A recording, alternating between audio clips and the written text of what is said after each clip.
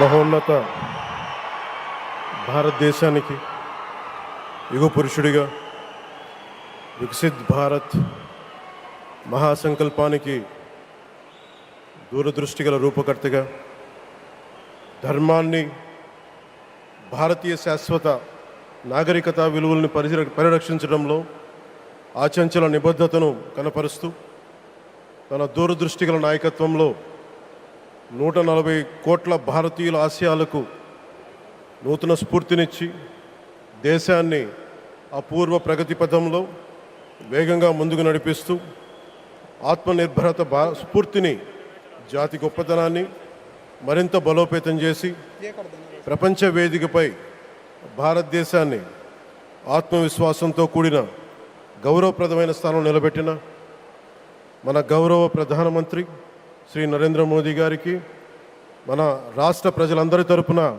హృదయపూర్వక అభినందనలు తెలియజేస్తున్నాను. వేదికపైన ఆసీనులైన honourable governor of Andhra Pradesh Shri Abdul Nazir గారికి, విజనరీ లీడర్ శ్రీ గౌరవ ముఖ్యమంత్రి శ్రీ నారా చంద్రబాబు నాయుడు గారికి, honourable union minister civil aviation Kinjarapu Rammohan Naidu గారికి, honourable governor of Goa Shri Pusapati Ashok Gajapathi Raju గారికి, గౌరవ కేంద్ర మంత్రి వర్యులందరికీ, సోదర సమానులు శ్రీ నారా లోకేష్ గారికి, ఈ కార్యక్రమానికి విచ్చేసిన గౌరవ మంత్రివర్యులు, పార్లమెంట్ సభ్యులు, శాసనమండలి సభ్యులు, శాసనసభ్యులు, విశిష్ట అతిథులు, ప్రజాప్రతినిధులు, ప్రభుత్వ అధికారులు, మీడియా మిత్రులకి అందరికీ, భారీ సంఖ్యలో విచ్చేసిన ప్రజలందరికీ, అలాగే ఈ వేడుకను వివిధ మాధ్యమాల ద్వారా వీక్షిస్తున్న ఆంధ్రప్రదేశ్ ప్రజలందరికీ, దేశ విదేశాల్లో ఉన్న భారతీయులందరికీ నా హృదయపూర్వక నమస్కారాలు తెలియజేస్తున్నాను. ఈ నేల బానిసగా ఉండదు, ఈ జాతి ఎవరికి తల వంచదని సవాల్ విసిరిన అసామాన్య విప్లవ వీరుడు అల్లూరి సీతారామరాజు గారు, ఆయన పేరు మన ఎయిర్పోర్ట్కి పెట్టడం చాలా చాలా స్ఫూర్తిదాయకం.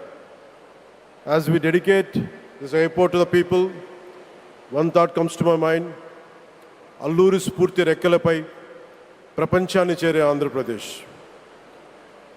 Rooted in Alluri's ideals and driven by the aspirations of our people, Andhra Pradesh is ready to soar to greater heights.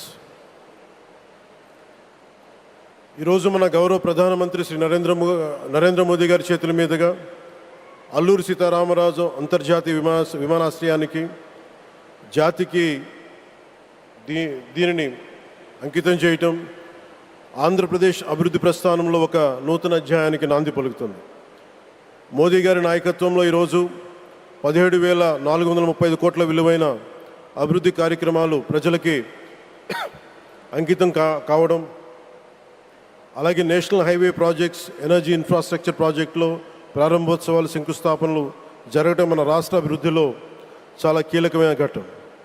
ఈ ప్రాజెక్ట్స్ కనెక్టివిటీని బలోపేతం చేయడం కాదు, ఎనర్జీ సెక్యూరిటీని పెంచి ఇండస్ట్రియల్ గ్రోత్స్కి మరింత వేగాన్ని అందించి యువతకి ఉపాధి అవకాశాలు మెరుగుపరిచి ఆంధ్రప్రదేశ్ని మరింత వేగంగా అభివృద్ధి పదంలో ముందుకు నడిపిస్తాయి.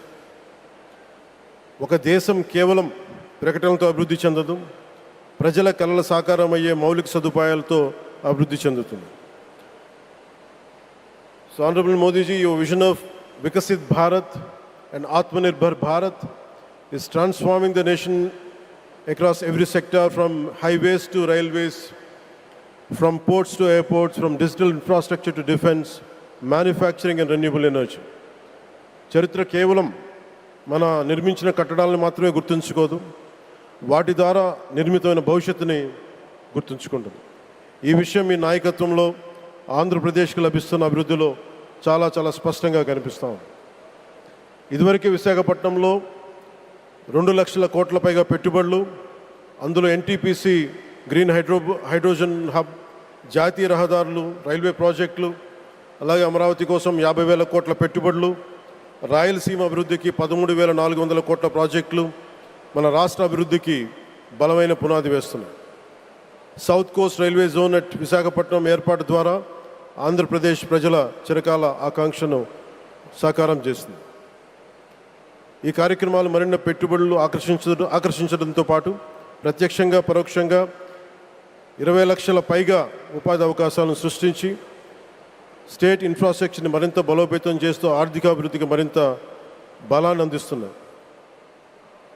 అలాగే గౌరవ చంద్రబాబు నాయుడు గారి నాయకత్వంలో, ఆయన మార్గదర్శకత్వంలో, వారి నాయకత్వంలో ఆంధ్రప్రదేశ్ దేశంలోని అగ్రగామి రాష్ట్రంగా అవతరిస్తూ ఉంది. ప్రత్యేకించి ఈ విమానాశ్రయానికి అల్లూరి సీతారామరాజు గారి పేరు పెట్టడం ఆ మహావీరుడికి నివాళి మాత్రమే కాదు, ఆయన ఆశయాలను, ఆయన స్ఫూర్తిని భావితరాలకు అందించే చాలా చాలా గొప్ప నిర్ణయం. జి మల్లికార్జునరావు గారు, జిఎంఆర్, అందరూ ప్రేమగా పిలుచుకున్న జిఎంఆర్ గారు, వారు దీన్ని కట్టడం శ్రీకాకుళం జిల్లా నుంచి వచ్చి, రాజాం నుంచి వచ్చి శ్రీకాకుళం వెనుకబాటుతనానికి ఆయన కృషిని ట్రస్టుల ద్వారా అందిస్తూ ఆయన నేతృత్వంలో, ఆయన నాయకత్వంలో ఎయిర్పోర్ట్ నిర్మించడం మనందరికీ చాలా చాలా గర్వకారణం. ఈ సందర్భంగా మనందరం ఒక నిర్ణయం తీసుకోవాలి. పండ్లున్న చెట్టుకే రాళ్ళు వేస్తారంటారు. కష్టపడే కుటుంబ సభ్యుడు, తండ్రి కావచ్చు, పెద్ద కొడుకు కావచ్చు, అందరూ అతని మీద పడతారు. నువ్వు ఎక్కువ కష్టపడు, ఎక్కువ తిట్లు తింటావు. అలాంటిది మనం ఎలాంటి పరిస్థితుల నుంచి వచ్చాం? భారతదేశం ఒక పరిస్థితిలో బంగారాన్ని కూడా తాకట్టు పెట్టుకునే పరిస్థితి వచ్చింది. అలాంటి పరిస్థితుల నుంచి దశాబ్దం పైనుంచి మూడోసారి ప్రధానమంత్రిగా ఆయన ఈ రోజున మన దేశాన్ని నడిపిస్తూ ఉన్నారు. అలాంటి ప్రధానమంత్రిని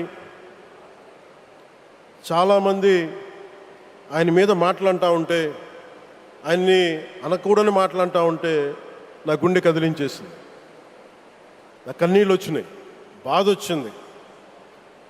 దేశం కోసం కష్టపడే వారికి ఇవా చివరికి మనం ఇచ్చేదే. కొత్త తరానికి ఏం తెలుసు? ఆయన పడ్డ కష్టం. ఒక్కరోజు కూడా సెలవు తీసుకోలేదు మన ప్రధానమంత్రి గారు. ఈరోజు పెట్టుబడులు వస్తున్నాయి మనకి, ఒక్కరోజు కూడా సెలవు తీసుకోలేదు.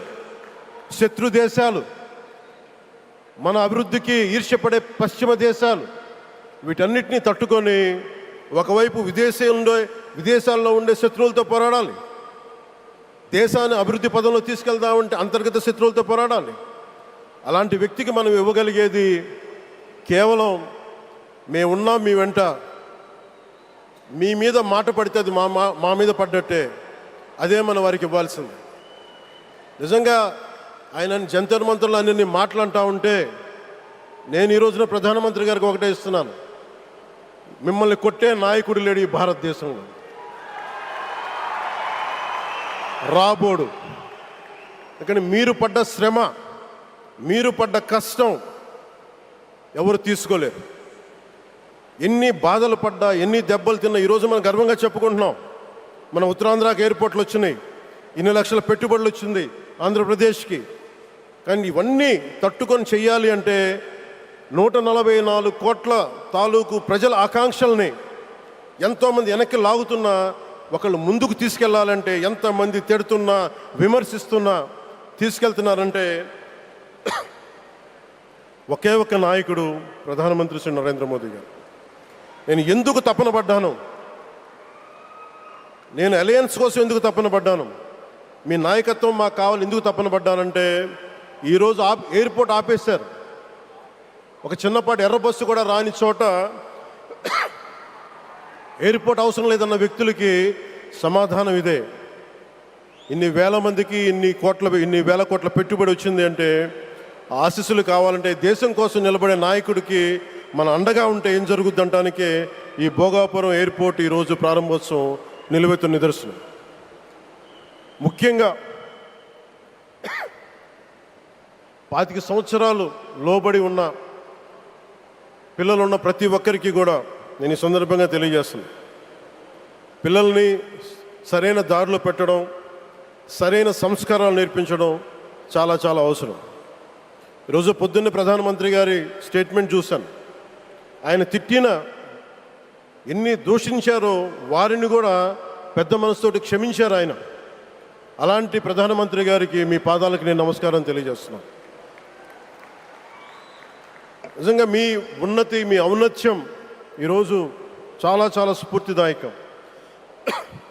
భారతదేశం మీ అందరికీ కూడా, ప్రజలందరికీ కూడా, ఆంధ్రప్రదేశ్ ప్రజలందరికీ కూడా, దేశ ప్రజలందరికీ కూడా ఒక నాయకుడి కష్టాన్ని మనం వెంటనే గుర్తించలేం. ఆయన ఎంత తపన పడుతున్నారు. ఒక కుటుంబాన్ని నడపడం ఎంత కష్టపడుతున్నాం. 140 కోట్ల మంది ప్రజలు నడపడం ఎంత ఆషామాషి వ్యవహారం కాదు.